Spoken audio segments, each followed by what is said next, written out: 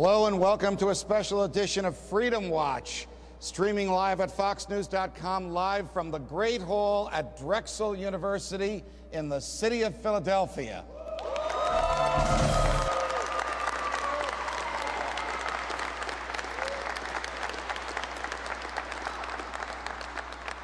I'm your host, Judge Andrew Napolitano, here defending freedom, defending your natural rights, defending your right to have a government that stays within the confines of the Constitution.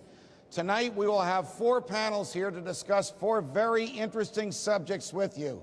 The first is the concept of a just war. Why does war have to be just, and what are the requirements for the war to be just? The second will be the economy. How did we get in the mess that we're in, and why is the government making it worse? The third subject matter will be the loss of liberty. Why is it that the government, which we have hired to protect our liberty, is gradually taking it from us? And our final topic will be, why are we here talking about all of this, and why are so many young people today interested in the freedom movement? Joining me on my first panel is Jacob Hornberger. Jake is the president of the Future for Freedom Foundation. Jake will be here for the entire hour. Next to Jake is Jake Town. Jake Town is running as an independent for the United States Congress from the 15th Congressional District in the Commonwealth of Pennsylvania. Next is Pericles Niarchos, who's the president of the Student Liberty Fund here at Drexel University. And at the end is Alexander McCoben, executive director of Students for Liberty. Gentlemen, we have laws in this country, and we have treaties which the United States is a part of. And the laws and the treaties require that before we use military force, we do so in a just way, that the threat be real, that we have used every means to avoid war, that we don't use any more force than is necessary, and that there be a general consensus that war is necessary, like maybe a declaration of war by the Congress. So, Jake Hornberger, if you accept those principles as the basis for a just war, was the war in Iraq and is the war in Afghanistan by any measure just? You couldn't find a better example of violation of all those principles than these 2 wars, Judge. First of all, you've got no declaration of war. That is an absolute requirement under our form of government. The Constitution is the highest law. It applies to our government officials. It requires the president to go to Congress, seek out and secure a declaration of war before he wages war. That makes both of these wars illegal under our form of government. They've gone in, they've killed countless people, they've made life worse for the United States in terms of terrorist retaliation and the potential of that retaliation. We should have never gone into either of these 2 countries. Pericles, why does the government like war? Why do presidents like to fight? Why do they like military people to salute them? And why do they like to put young people in harm's way? I think there's a lot of issues there. The first, I would say, is probably an image of power, conformity, and then there's tons of special interest involved in war. When you get into wars, you start talking about lobbying groups, military-industrial complex, increasing the debt, borrowing money, and all of these things hurt the American people, but a lot of people don't pick up on it. When we're promoting anti-war slogans and we're working with students on campus, one of the major things we talk about is how wars are generally bad for everybody. I mean, war is the biggest indicator of violence. It's the only time when you really see the violence of government in action. And we don't get to see it on our press, but I mean, you see horrific images. So a lot of the student groups we work with, a lot of the organizations that are here really support an anti-war cause. Jake Town, you are running for Congress. If you were in the Congress when President Bush spoke and got an authorization to use military force, would you have voted for it? Absolutely not. Why not? Well, like you said, it would not meet the requirements for a just war. In terms of Iraq, there were no weapons of mass destruction. It was all a lie. In the terms of Afghanistan, Yes, you did have an aggression against the United States of America, but the proper way to attack small groups like that is constitutional letters of marque and reprisal, not actually with a war. So everybody knows what we're talking about. Letters of marque and reprisal is a provision in the Constitution which would allow the Congress to hire people to go and fight the wars for us, private people to go and get the bad guys when our beef is not with the government, but people in another country that the government of that country can't control. Absolutely. Instead, we fought a war that involved 168,000 people, and they want to do it again. Why did the peace candidate, Barack Obama, why is he now under pressure to fight another war?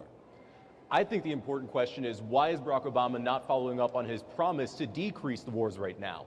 Young people in particular were energized not by just Barack Obama, but other small government candidates, hoping that there was going to be some kind of change. Young people all over the world are tired of being put into wars, either themselves or their friends being sent over to die for their country when they don't want to be over there right now.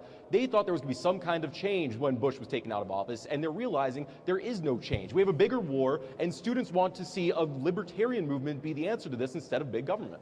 Jake Hornberger, are you surprised that the President of the United States, who ran as the peace candidate, is contemplating the introduction of 40,000 more troops in Afghanistan, on top of the 17,000 he secretly authorized in February, which would bring the total to a number as great as what we had in Iraq?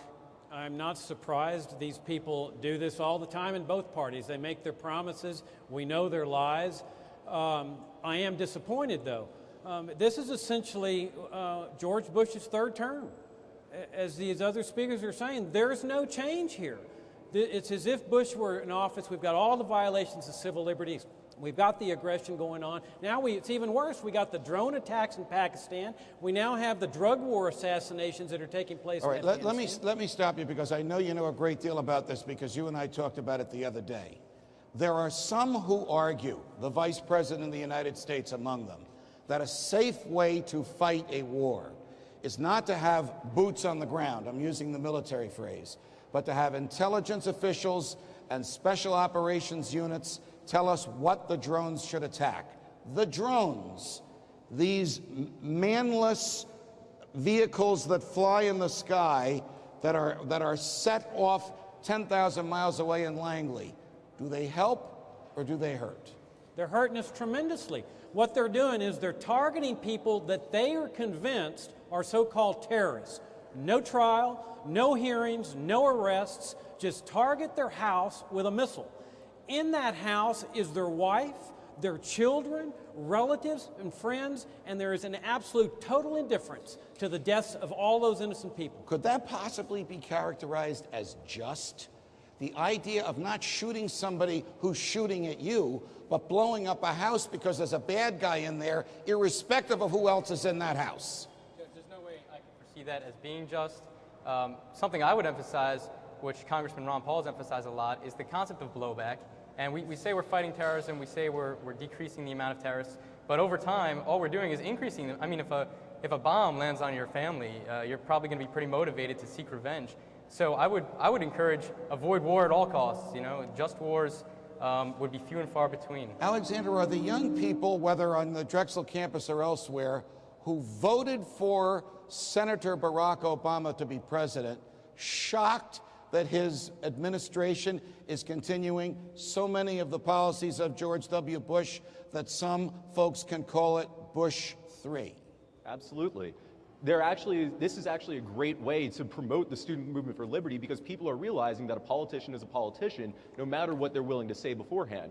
You see a lot of students actually claiming to be libertarian today who once were Democrats or hardcore liberals because they believe that big government is big government in any sense. The only way to get ourselves out of the war is to promote a philosophy of liberty and to respect people's rights no matter what country they're a part of. Jake Tam, why do you think the Congress doesn't have the fortitude to declare war? That they simply enact these resolutions which give the president some type of power, but it's not a real declaration of war? That's a good question, Judge. The current Congress is a bunch of warmongers. I mean, there's a famous essay written by a fellow that grew up very close to here called Smedley Butler. He wrote a famous essay called War is a Racket. General Smedley Butler. Correct, from the United States Marine Corps, two-time winner of the Congressional Medal of Honor. And in that book, he goes through all the American corporations at the time, and there's a lot of interest. There's a lot of the military-industrial complex funds a lot of these politicians that are running for office, and they really don't know what war is. They're a bunch of chicken hawks. Do you all agree with me on this? War is the health of the state. And whatever government declares war gets bigger, stronger, fatter, collects more taxes, and takes more of our freedom. Jake? One of the greatest quotes I've ever come across is Madison's quote that says, James Madison, that says, of all the enemies to liberty, war is the greatest, because it encompasses all of the others. Gentlemen, thank you very much. Thanks for the discussion of the just war.